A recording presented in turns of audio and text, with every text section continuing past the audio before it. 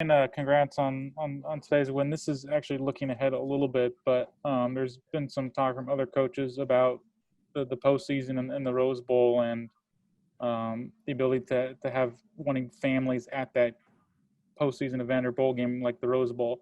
What are your thoughts on that, and what would you like to see happen? Yeah, I haven't. I honestly have not even thought about that yet. I mean, every ounce of my energy has been focused on this game. It was a really hard week for a lot of reasons. Losing Chris Olave and Baron Browning and Drew Chrisman and some major contributors in all three phases. It was tough, and then we lose Jackson, and it was stress. And we knew this was not going to be easy. This is not a team that gives you anything, and so all of our energy has been focused towards that. I did see the comments that were made. I also agree that I think families need to be there. These guys have been away from their families for a long time. Now, the logistics and all that, I have not put any energy into thinking through that, so it's easy for me to say. But I'll, after enjoy this a little bit, try to go through that and try to put more thought behind it. All right, we'll go next to Bill Landis from The Athletic. Bill? Hey, Ryan. It seemed like you were pretty intent on trying to throw the ball for really the first three quarters of the game, even though it seemed like Northwestern was pretty intent on not letting you do that and take shots down the field.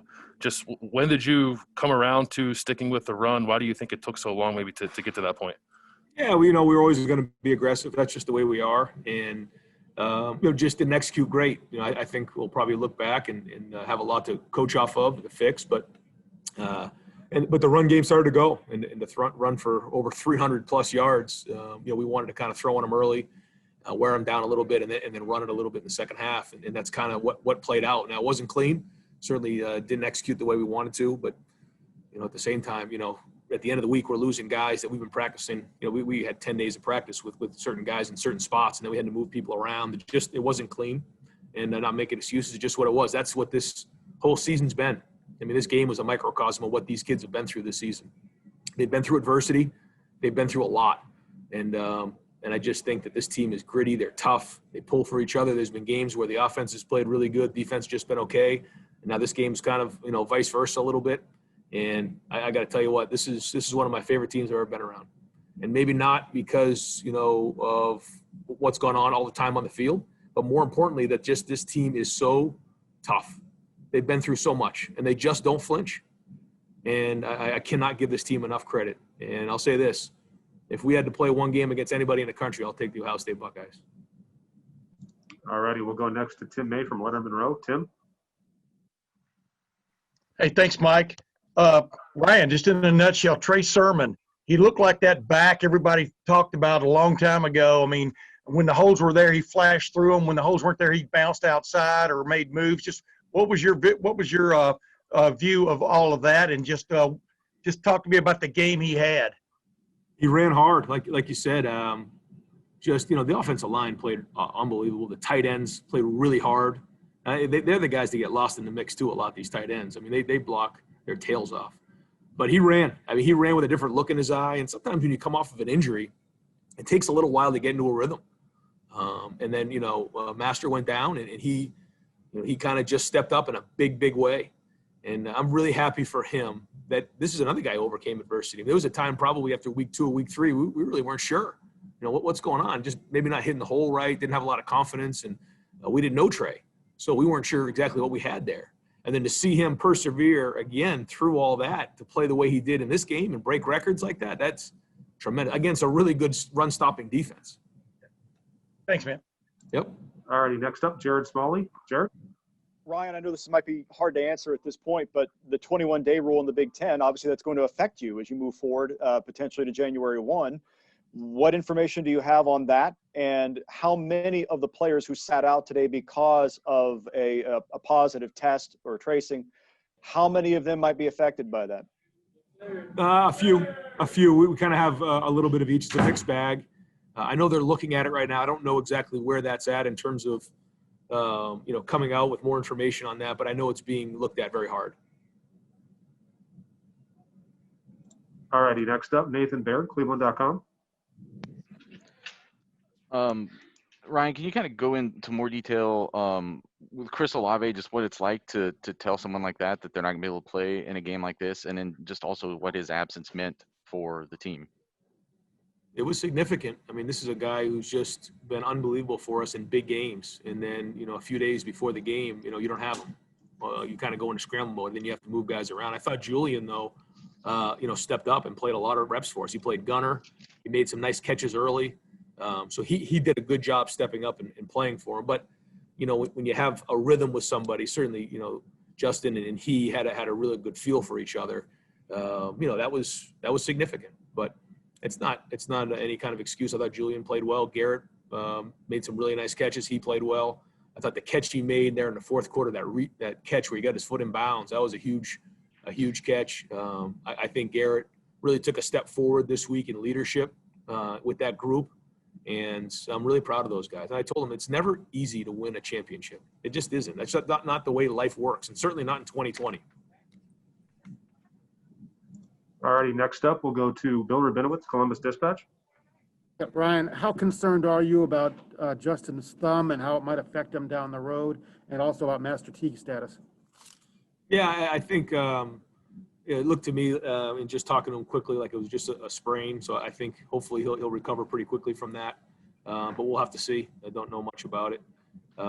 Master, was out of the game. We'll have to just kind of see what the doctors are saying about him right now. Over the next couple of days, and then we'll try to get you an update. All right, we got time for just a couple more with Coach Day. We'll go to Dan Hope from 11 Warriors. Dan? Ryan, with Justin dealing with that injury and as well as Trey played, do you regret at all not committing to the run earlier? No. It's like the same thing saying, like, did you go for it on fourth down? I mean, we're always going to be aggressive. That's just the way we are, and we just have to execute better. We got to coach better. We got to execute better. But against this team, you have to get them on their heels a little bit. If you don't do that and loosen them up, it's a long day running. Not too many people run the ball against Northwestern, and the only way to do that is to go after them and be aggressive. And we didn't hit those shots, but what we did is we backed them up, we loosened them up, and then I felt like we were able to run the ball and control the ball in the second half. But the defense, really did a great job getting us the ball back, and they played really, really well in the second half. So the run game and the defense was excellent. I thought special teams was solid. We just didn't do as good a job in the pass game. But hey, listen, that's kind of how it goes. They got a really good team too. All right, we'll wrap up Coach Day with Doug Lemmer. Doug Lemmer, Cleveland.com. Ryan, as you said, it did feel like this game was kind of a microcosm of the season in a lot of ways. You know that every time you step on the field, everything you do, you're being evaluated by the people who make the decision that matters. Is it a little hard to evaluate you guys? Chris Olave's not playing, Baron Browning's not playing. You're trailing at halftime, but then you come back and win. How would you describe anybody trying to evaluate you guys right now based on today and your whole season? I'm glad you asked the question, Doug. I'm just going to take a few minutes.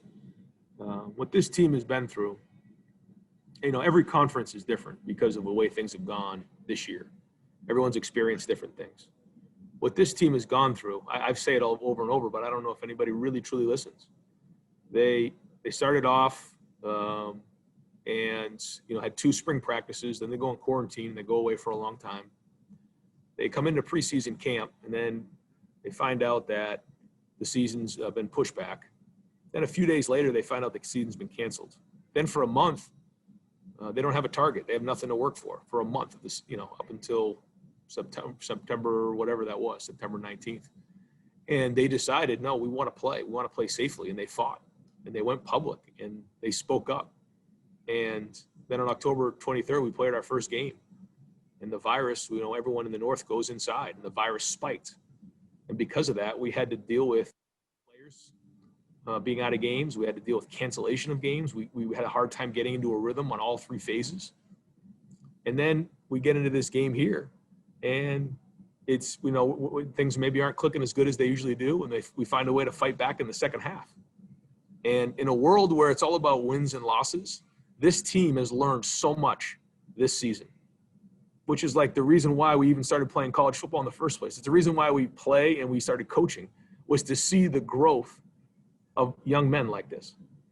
And all I'm going to say is this. People can say whatever they want. They have their opinions. I'm not going to talk about other teams because I think we have enough to talk about positively about our program. But I'll say this. if we have an opportunity to play anybody in the country in one game, I'm going to take the Ohio State Buckeyes. I feel strongly about this team.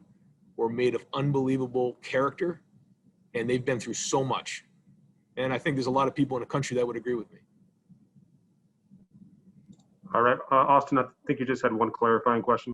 Yeah, Ryan, with Justin's thump, that didn't look like it happened until late. Is that right? It was Yeah, I don't know exactly when it happened, but yeah, you're right. It wasn't something that happened in the first quarter or something like that. okay. I forget. And the one guy who doesn't seem to be getting a lot of attention for what he did is Justin Hilliard today.